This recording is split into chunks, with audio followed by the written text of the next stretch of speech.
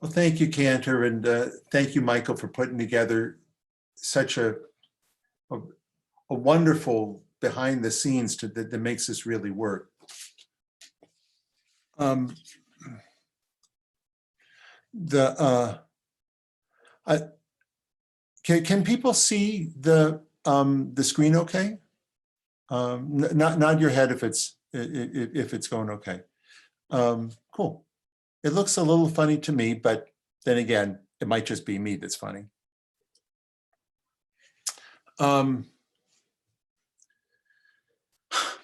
Maybe you've done this as a kid, and if you do it as an adult, you probably wouldn't admit to it.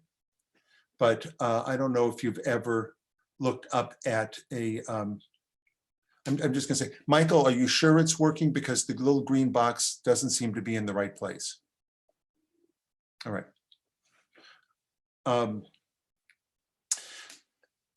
If you ever like looked at a digital clock just before it's like, you know, when it's like 2:59 and you say, I'm going to watch it and I'm going to see when it switches to 3 o'clock. And you go and you watch it and you're watching it and you're waiting at 2:59, 2:59, 2:59, 2:59, 2:50. Wait, when did it change to 3 o'clock? I mean, that happens to us all the time. It's really, really hard to maintain, you can call it attention, but I'm going to call it like mindfulness. That has to be picked up at some point. You get it at CVS. They don't, in automobile crashes, record the miles that all the cars have when they crash. If they did, I bet you they would find a disproportionate number of cars have just turned to 100,000 miles. Can you imagine people driving along? Oh, look at this. Hey, honey, look, we're at 99,999 miles. Let's watch it change to 100,000. And boom, right? Because we kind of lose our sense of being mindful, of paying close attention to what's going on. It happens in lots of things. I'm sure you've never burned anything that you're cooking because our mind sort of wanders a little bit. Our Torah portion talks a little bit about this, and it does it in a way that helps us to focus. The Torah portion, Amor, talks about times that are sacred times, that are holy times, Moedei, the seasons, the Moedim, the Moedei Adonai, the seasons of God. And it spells out the festival calendar, and it lists, of course, the very first one on the festival calendar is Passover, and then Shavuot, and it goes to the high holidays and Sukkot. It talks about on the calendar. And it says that we're supposed to mark them as special times. Well, if you think about it, all times are supposed to be special, right? I mean, we're alive. God made this world. Why is one time any more special than any other time? It's just really hard for us to see it. It's hard for us to focus and appreciate and really, because we just wander so easily. We lose the sense of how awesome any moment is. And so we have these times that we look forward to, these holidays where we do these special things and hooray, God is in our lives and we thank God for this, or we celebrate this, or we're sad for this moment, or this is the time that we look to repent. They guide our lives. Really, we should be doing these things every day or all the time. It's, that's on a yearly kind of a cycle to help us to be more mindful at different times in the year, helps us to be more mindful throughout the year. We can take that down from the big thing of a year and bring it down to this time span of one day. And in a day, it's really hard to be mindful and paying attention all the time. But our tradition has given us lots of opportunities. Like, how can you say thank you to God always? Well, you know, if you say thank you just before you eat something, or right after you eat something, or both, we're reminded. It gets our attentions back. It makes us more mindful. And we're going to eat, we're going to eat like every day, we're going to eat something, and it's going to be a nice moment. And it is a way that God prolongs our life. There's special prayers that we do before we go to bed. Say the Shema. When you wake up, Moda ani lefanecha, melech v'gam shechazarta b'nishmat behemla rabba munatecha. I'm so thankful to you, Adonai, who returned my soul back to my body. I'll be full of faith.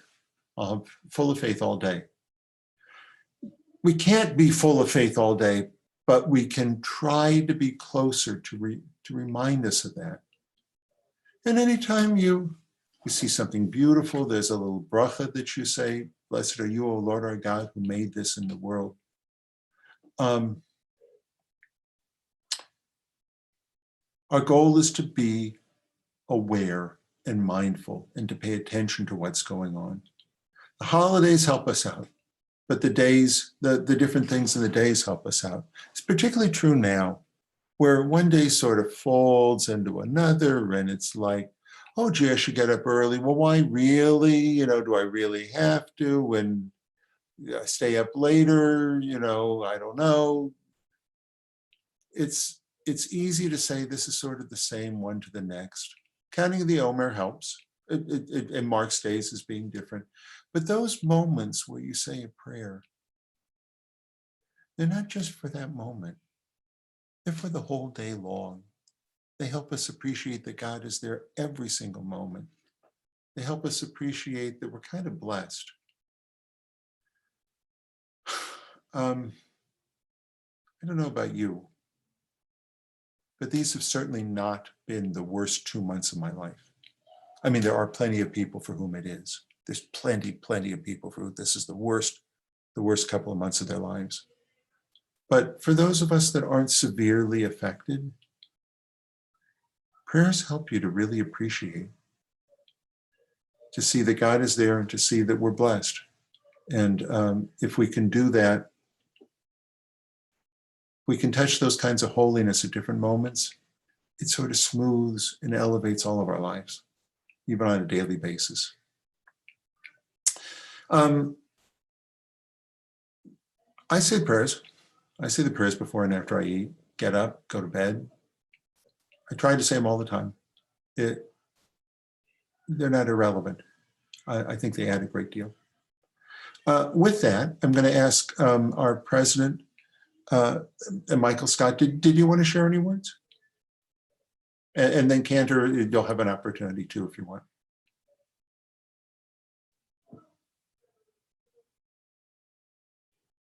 Good Shabbos, everyone. Hopefully the rabbi wasn't going out. I'm having some internet connections in my house this evening. And to all of us. Wish everyone a good Shabbos. I'll pass it back over. Thank you. Cantor, you got any things you want to share?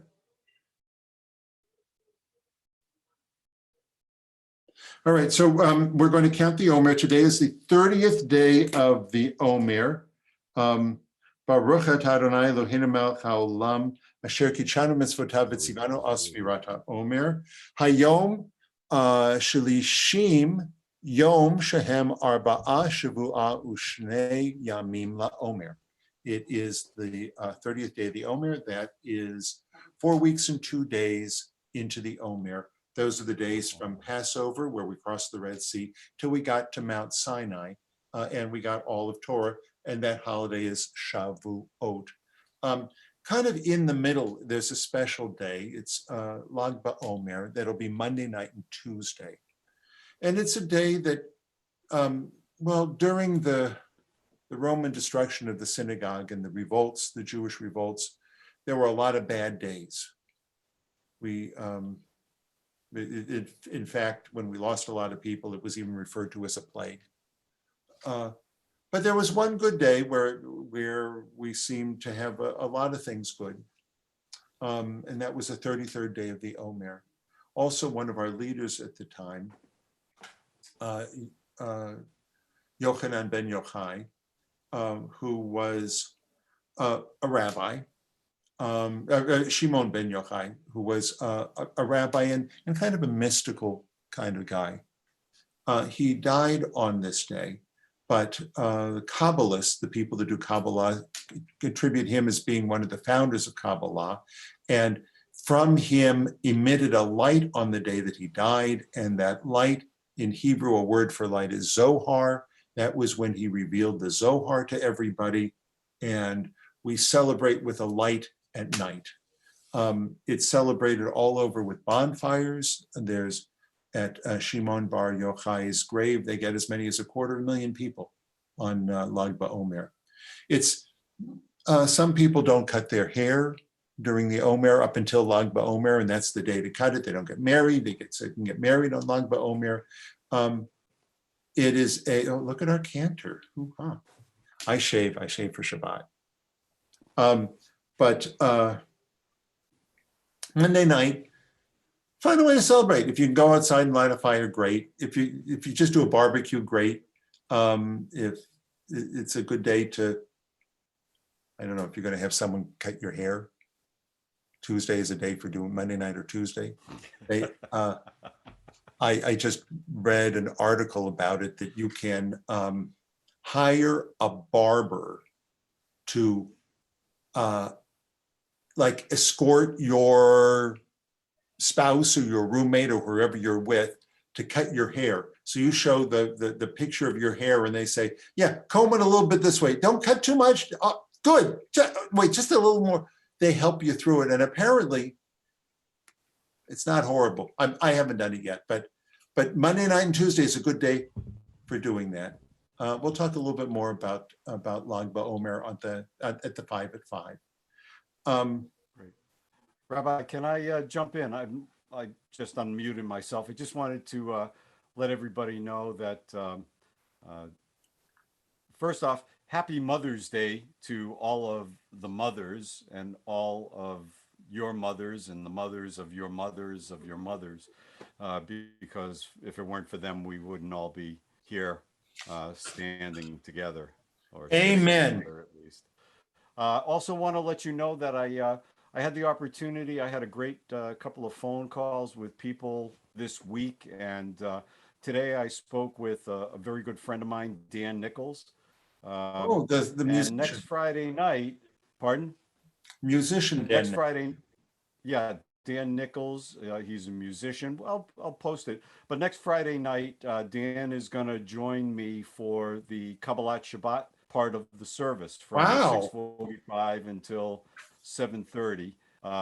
We sing his music all the time, but Dan sings it much better than I could ever try to do. So he's going to be joining us, and he'll be doing his things and some other things as well. He's a great soul. He's got a great heart and a great neshama. So I'm sure everybody will put word out, and we'll let everybody know about that as well. And I think that's about it, Rabbi. I'll let everybody else know. It's great for kids. Yeah, of course, it's going to be good for kids. Anyway, go ahead, Rabbi. Back to you. Well, of course, happy Mother's Day to all the moms out there. Just to let you know, tomorrow morning, Cantor starts singing at 8:45, and then we've got, we're not going to be doing 5 at 5 or the Zoom at 2 because it's Shabbat, but we're going to pick up at 7 o'clock with Havdalah, and that's really short. Maybe it's 10 minutes, maybe it's 15 minutes, but it's a lovely way to, put the, the parentheses, the end parentheses on Shabbat and to move into the week.